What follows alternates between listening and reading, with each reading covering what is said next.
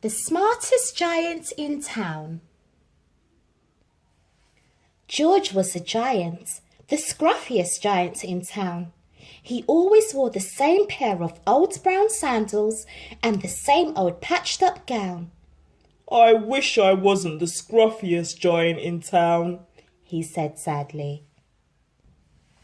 But one day, George noticed a new shop. It was full of smart clothes, so he bought a smart shirt, a smart pair of trousers, a smart belt, a smart stripy tie, some smart socks with diamonds up the sides, and a pair of smart shiny shoes. "Now I'm the smartest giant in town," he said proudly. George left his old clothes behind in the shop.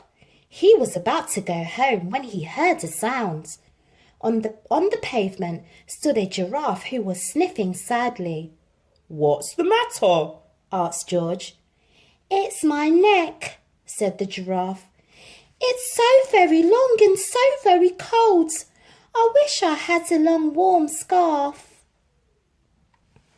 "Cheer up," said George, and he took off his stripy tie. "It didn't match my socks anyway," he said, as he wound it round and round the giraffe's neck. It made a wonderful scarf. "Thank you," said the giraffe. As George strode towards his home, he sang to himself. "My tie is a scarf for a cold giraffe, but look me up and down, I'm the smartest giant in town." George came to a river. On a boat stood a goat who was bleating loudly. "What's the matter?" asked George. "It's my sail," said the goat. "It blew away in a storm. I wish I had a strong new sail for my boat." "Cheer up," said George, and he took off his new white shirt. "It kept coming untucked anyway," he said, as he tied it to the mast of the goat's boat. It made a magnificent sail. "Thank you," said the goat. George strode on singing to himself. "My tie is a scarf for a cold giraffe. My shirt's on a boat as a sail for a goat. But look me up and down, I'm the smartest giant in town." George came to a tiny ruined house. Beside the house stood a white mouse with lots of baby mice. They were all squeaking. "What's the matter?" asked George. "It's our house," squeaked the mother mouse. "It burned down and now we have nowhere to live. I wish I had a new house." "Cheer up," said George, and he took off one of his shiny shoes. "It was giving me blisters anyway," he said, as the mouse and her baby scrambled inside. The shoe made a perfect home for them. "Thank you," they squeaked. George had to hop along the roads now, but he didn't mind. As he hopped, he sang to himself. "My tie is a scarf for a cold giraffe. My shirt's on a boat as a sail for a goat. My shoe is a house for a little white mouse. But look me up and down, I'm the smartest giant in town." George came to a campsite. Beside a tent stood a fox who was crying.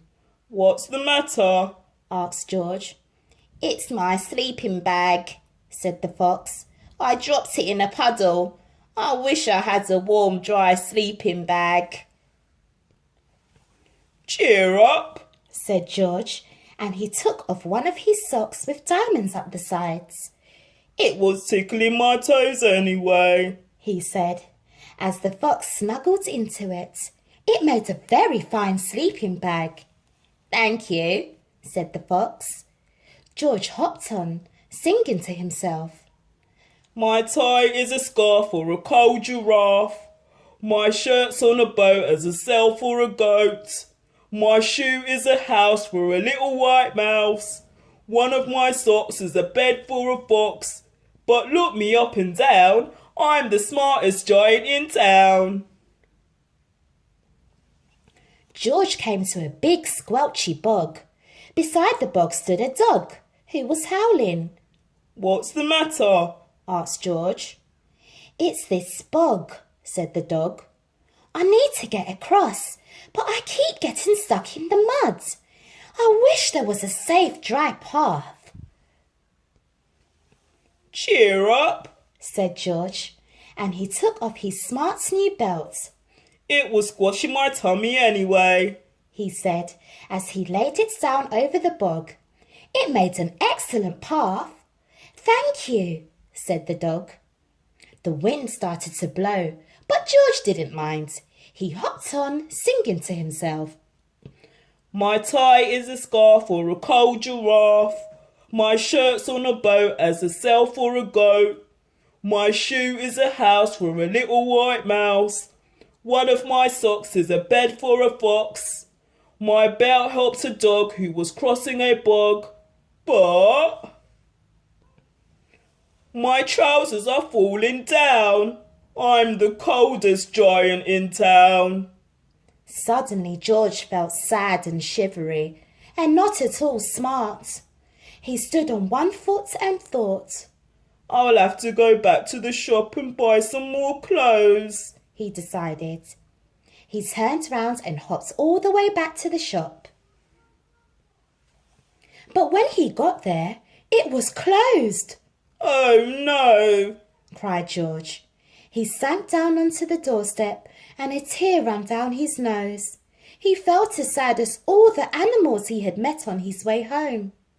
Then, out of the corner of his eye, he saw a bag with something familiar poking out of the top. George took a closer look. "My gown!" he yelled. "My dear rose gown and sandals!" George put them on. They felt wonderfully comfortable. "I'm the coziest giant in town," he cried, and he danced back home along the road. Outside his front door stood all the animals he had helped. They were carrying an enormous present. "Come on, George," they said. "Open it." George untied the ribbon. Inside was a beautiful gold paper crown and a card. "Look inside the cards, George," said the animals. George put the crown on his head and opened the card. Inside it said, "Your tie is a scarf for a cold giraffe. Your shirt's on a boat as a sail for a goat. Your shoe is a house for a little white mouse. One of your socks is a bed for a fox. Your belt helped a dog who was crossing a bog. So here is a very fine crown to go with the sandals and gown of the kindest giant in town." The end.